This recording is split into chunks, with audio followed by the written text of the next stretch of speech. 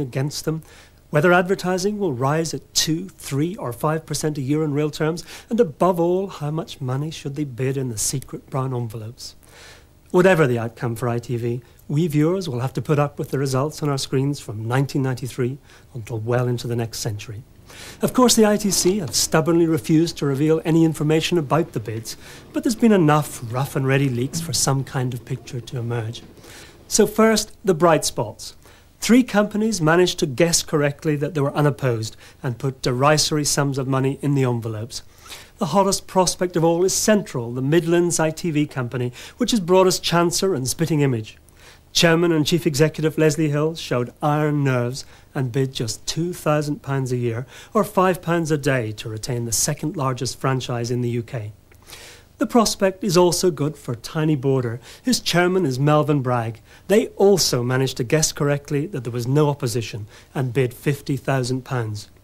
The third turbulence-free zone is Scottish, which bid around £200,000, or so they say in Glasgow.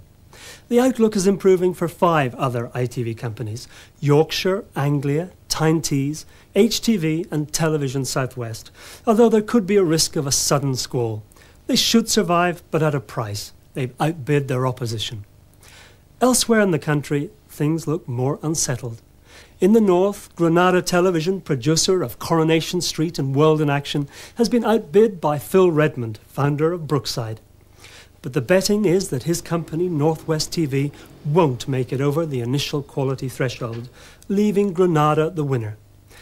Meanwhile, it's a close-run thing between London Weekend Television and London Independent Broadcasting, a consortium of independent production companies such as Menton and Palace, led by Polygram Records.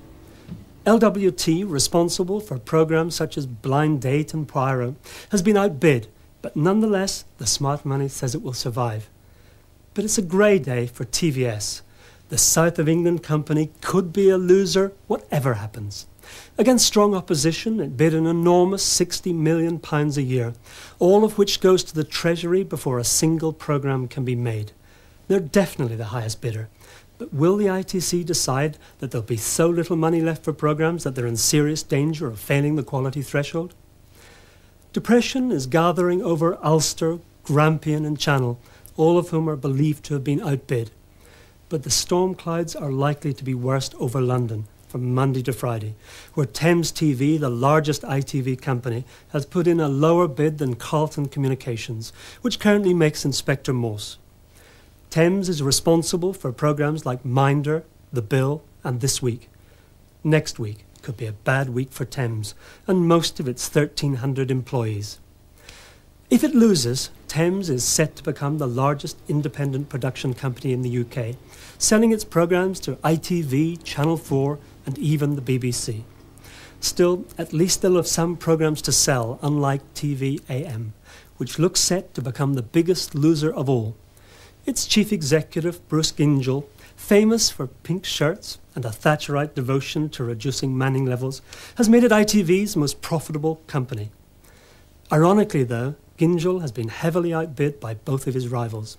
And come 1993, we're likely to see a new dawn of breakfast TV with Sunrise, the consortium of LWT, The Guardian, Scottish TV and Disney.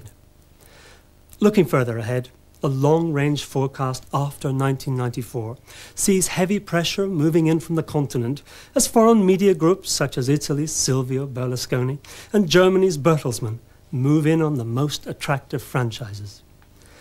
At the end of such a bout of forecasting, it's as well to remember the fate of newspaper colleagues who tried to predict the outcome of previous ITV franchise battles. In 1967, the Sunday Times confidently predicted that the Yorkshire franchise was to be shared between Newcastle's Dan Smith and the Yorkshire Post. It wasn't. 13 years later, when the franchises were once again up for grabs, The Guardian was sure that there was not going to be a bloodbath and that probably no existing contractors would be thrown out.